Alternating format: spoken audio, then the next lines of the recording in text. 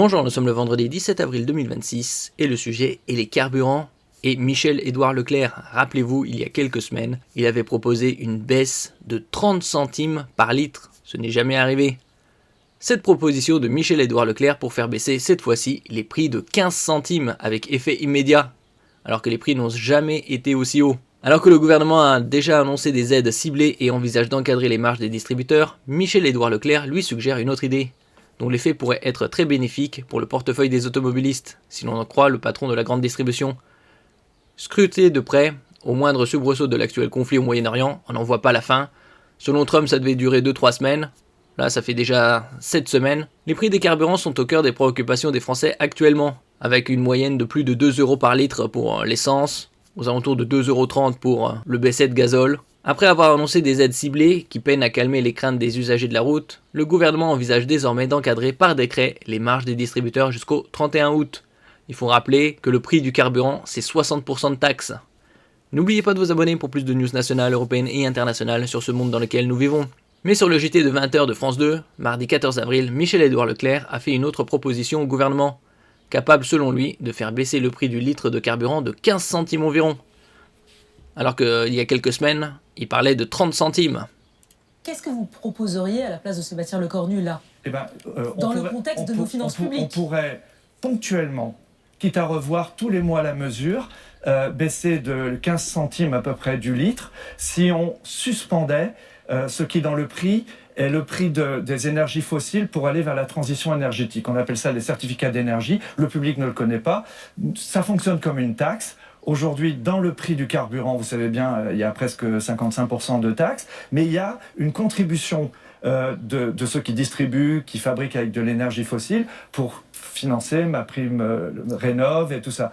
En fait, on pourrait le suspendre, ça coûterait rien à l'État. On doit taper sur la seule mesure écolo, c'est ça? C'est la taxe qui finance le plan d'électrification, qui finance le leasing social pour, oui, je propose de pour le les suspendre, voitures électriques, oui. ou la prime rénov, Ça n'aura aucun impact sur le long terme parce que tout ce que vous venez de dire, on le finance sur le long terme. On ne finance pas avec une cagnotte des lignes électriques et tout ça. Mais si on suspend le paiement sur 6 mois... Mais ça ne veut pas dire qu'il n'aura pas lieu. Je veux dire que si on le suspend, on peut diminuer de l'ordre de 15 centimes, je ne suis pas sûr de mon chiffre, c'est entre 12 et 17 centimes du litre, là tout de suite, ce qui ne freinerait pas la consommation, qui amènerait de la TVA pour l'État, pour les dépenses de l'État. Quant à nous, distributeurs, de toute façon, c'est une somme qu'il faudra bien sortir plus tard, mais au moins le suspendre, vous voyez, parce qu'à ce moment-là, du coup, les consommateurs, ça leur fait une baisse.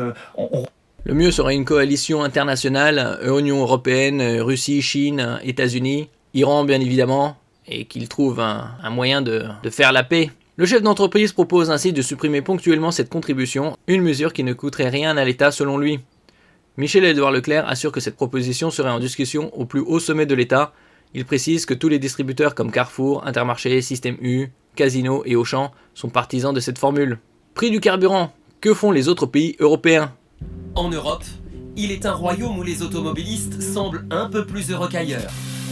Car à Barcelone, le carburant est désormais moins taxé. En Espagne, la baisse de la TVA voulue par le gouvernement est directement appliquée à la pompe. C'est environ 30 centimes d'économie par litre pour tous les conducteurs. Ici, l'essence coûte 1,60 € par litre. 1,60 € le sans-plomb, 1,87 € le diesel. Ça reste des sommes tout de même élevées. On se rappelle les Gilets jaunes, en 2018, ils manifestaient à cause du carburant qui coûtait 1,50 €.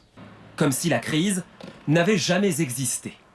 Monsieur va payer 47,30 €. Normalement, il aurait dû payer autour de 55 €. Pour moi, toute réduction est bonne à prendre. C'est bon pour le porte-monnaie de tout le monde. En tout, le gouvernement socialiste a débloqué 5 milliards d'euros pour aider les Espagnols. Baisser les taxes sur le carburant, une idée reprise en Italie, mais aussi en Suède et bientôt en Allemagne. Depuis un mois, le chancelier conservateur s'y refusait, il a finalement fait marche arrière. Dans cette station, le litre d'essence est actuellement à 2,13 €. C'est encore beaucoup, mais il devrait baisser rapidement de 17 centimes dans quelques jours. Une mesure prévue pour durer 2 mois. Au pays de l'automobile, les Berlinois sont partagée. Vu les prix, je me demande si 17 centimes de baisse, ça suffit. Ça me paraît plus symbolique qu'autre chose. Le Parlement allemand devrait voter jeudi. Coût total des mesures, 1 milliard d'euros. De son côté, la Grèce préfère une aide ciblée, une sorte de chèque carburant.